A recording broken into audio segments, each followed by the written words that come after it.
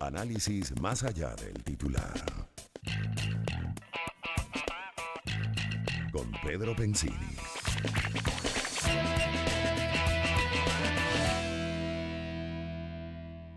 Sí, 46 minutos. Tenemos nuestra próxima invitada. Muy amablemente se acercó hasta los estudios. Una joven dirigente política. Venimos por casualidad de negro hoy. Es Mercedes Malavé. Mercedes, un placer tenerte. Sabes que para mí siempre aplaudo a los venezolanos y los jóvenes, sobre todo, que están en el país, sobre todo analizando la política y contribuyendo a ese tema que es tan tabú para muchos y una vida de lucha. Y tú, bueno, siempre me entero de más familiares y más conexiones tuyas con la política. Te felicito, bienvenida al programa, una mujer muy bella, con un parecido con la candidata María que ahora están de moda, las brunettes, como dicen en Estados Unidos. Pues sí. ¿Cómo estás? Bienvenida, un placer tenerte. Mucha gente me dice, ¿te pareces a María Corina? Eres como... No, gracias a ti por la oportunidad de estar en tu prestigioso programa y siempre muy contenta de analizar las cosas sosegadamente contigo y de promover la reflexión política en el país. Sí, y sobre todo, ahorita ella está conectada a través de sus redes y le hace unas preguntas interesantísimas. De verdad que yo no tengo oportunidad de hacer tanto eso. Yo salgo por Mundo UR, pero tengo cámaras y tal, porque tengo que concentrarme en el programa. Pero ella hizo como una especie de Shazam. Ella puso sus dos puños juntos y ella dice que, cuéntalo tú, que tienes a Venezuela ahí en una mano, la mitad de la otra mitad. Y dime qué es lo que significa eso. Hace varios años quise, bueno, como tanta gente, hacerse un tatuaje que represente pues mi anhelo más profundo, mi amor más grande, y decidí tatuarme el mapa de Venezuela, pero la mitad en un brazo y la mitad del otro, porque creo que a Venezuela hay que unirla, y para unirla hacen falta la izquierda y la derecha. Con ese anhelo, pues me levanto todos los días, cada vez que me preguntan o me veo el tatuaje, reafirmo el compromiso que tengo de unir a este país, más allá de las diferencias políticas, ideológicas, que siempre van a existir y que existen en todos los países, pero que con la democracia y con sus reglas de juego, pues las podemos llevar con armonía y conviviendo y sin hacerle daño a los venezolanos, que creo que es lo más importante. Sí, yo creo que tiene que haber un nivel de respeto de todas partes, de que no descalifiquen a personas que están pensando de una manera distinta a los demás, que descalificando le dicen algún tipo de epítetos de descalificaciones, repito la palabra, y que no estás con un pensamiento no significa que tú seas a favor del gobierno, seas a favor de cualquier corriente política. Creo que a Venezuela se le presenta una gran oportunidad. Así es. Creo que viene un candidato que a mí me ha parecido que lleva a eso, a un mundo diplomático, un mundo de entendimiento. Lo he visto muy cercano a alguien que es muy cercano a ti, que es Eduardo Fernández. Yo creo que él tiene un pensamiento político muy correcto, muy balanceado, así lo descalifiquen, porque hay parte del país que está, no está con esa corriente, sino a la antipolítica todavía. Pero creo que tenemos esa oportunidad y creo que se está hablando de la diplomacia por algunos de los candidatos. ¿Qué opinas? Así es, Pedro. El fin de la política es el bien común. El fin de la política no es la confrontación. Tampoco es llegar al poder por llegar. Ah, ya llegué al poder. ¿Para qué necesitas el poder? ¿Para qué quieres el poder? Bueno, para servir a quién, a una sociedad, para servir al bien común. Dentro del servicio al bien común destacan unas áreas importantísimas, por ejemplo, la economía. Tenemos una base material y necesitamos bienestar, necesitamos tener los servicios públicos funcionando, necesitamos tener vivienda, necesitamos tener un sistema de salud.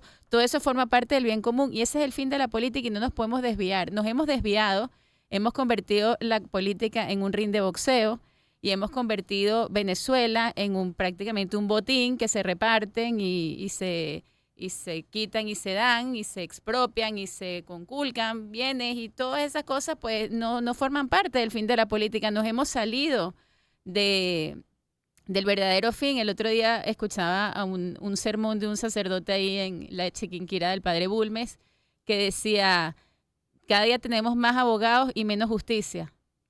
Cada vez tenemos más médicos y menos salud. Cada vez tenemos más corruptos y menos políticos, ¿no? Entonces, claro, cuando una carrera, una profesión se desvía de su fin, pues empiezan a faltar valores muy importantes para la sociedad y la gente se empieza a sentir mal. Yo coincido contigo. Yo siento que la candidatura de Edmundo está volviendo a los fines de la política, al fin que es luchar por el bien común de todos, por el bien de todos los venezolanos. Desde que Edmundo fue seleccionado como el candidato unitario, no ha hecho otra cosa que sumar y sumar y sumar apoyos. Y esto tiene una fuerza mucho más grande que la simple popularidad, porque crea un efecto de unidad, que es lo que los venezolanos más anhelan. Cuando uno está en la calle, la gente dice, pero únanse, únanse, únanse, ¿no? No está diciendo, vamos a aplastarlos, no, dicen únanse, ¿no? Entonces, esa es una de las tareas más importantes que estaba pendiente y siento que lo ha venido haciendo a lo largo de estos pocos días, de estas pocas semanas. Ahora, son varias cosas, porque la mesa tiene 3 patas y ninguna pata está en el medio como para sostener toda la mesa. Cada pata está en una esquina y debe sostenerla. Una es el voto masivo, el voto organizado, de eso podemos hablar. Prefiero hacer primero la enumeración. Dale. La otra, No te la la vas a unidad. saltar. La unidad. Es muy importante esto que está haciendo el candidato Edmundo, sumar esfuerzos, no excluir a nadie, generar una plataforma plural, diversa, amplia, como lo merece Venezuela después de esta polarización extrema que no nos ha traído nada bueno. Y en tercer lugar, negociación. Negociación el día de la elección. Poder de negociación de los rectores del CNE para acatar los resultados y publicar los que sean. Y negociación después, porque vienen unos meses donde vamos a tener, desde que se gana la elección hasta la toma de posesión, unos 6 meses donde las negociaciones van a ser durísimas y donde tiene que prevalecer el amor a Venezuela y el amor a la paz, porque alternabilidad sin paz no nos resolvería ningún problema. No habría gobernabilidad Y en paz, lo social, en lo económico, en lo no habría, político. por lo tanto no serviría de nada la No alternabilidad. serviría de nada.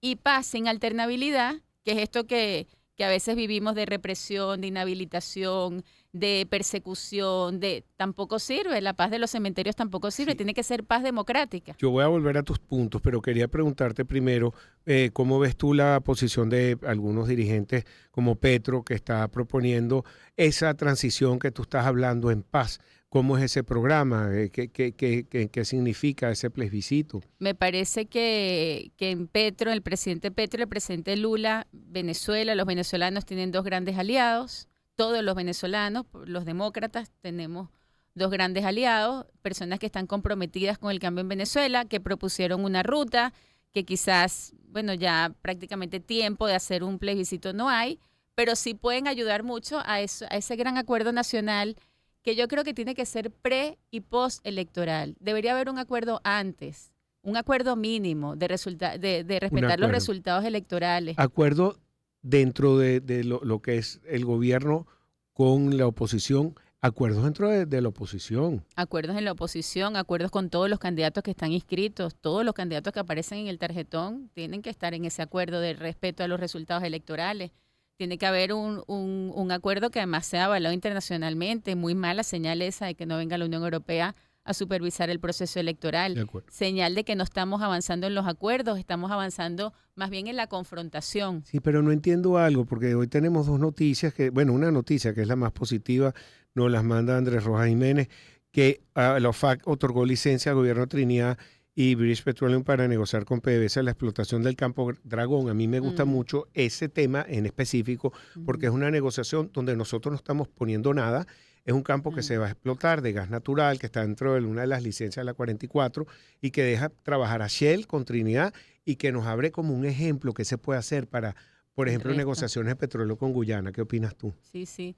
No, pero me parece... tiene que haber algo detrás, no sé, que esté negociando. Bueno, es que yo creo que detrás de los esfuerzos de Petro y de Lula está Estados Unidos, que ha entendido claramente cuáles son los mejores interlocutores que puede tener el gobierno en términos de garantías políticas, promoviendo un cambio, una alternabilidad en el poder ejecutivo.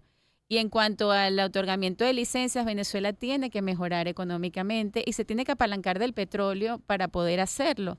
No podemos, digamos, seguir sacrificando a los venezolanos sus posibilidades de empleo, de servicios públicos por un cambio político que se tiene que ir viendo en la medida en que lo buscamos, que le estamos trayendo bienestar a la gente, ¿no? O sea, no seguirle causando sufrimientos y torturas. De los 3 puntos que hablaste, del voto masivo, de la unidad, de las negociaciones, hay uno que es importante que hablamos antes, como tengo poco tiempo, tengo que cubrir los temas, si no te tengo que invitar la próxima vez, darte un poquito más de tiempo, pero es para llegar a un cambio, o bueno, lo que sea.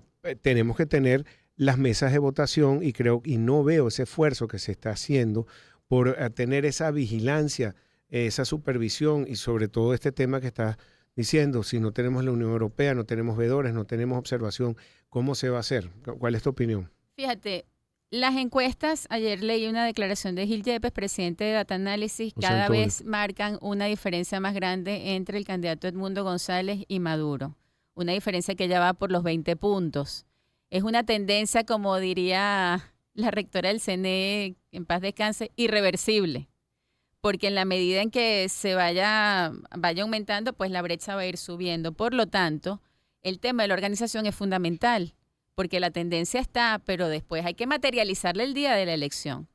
Para eso, pues están los esfuerzos de Súmate y están los esfuerzos del candidato del mundo por sumar a todo el que pueda aportar personas y voluntarios a ese padrón electoral de la organización.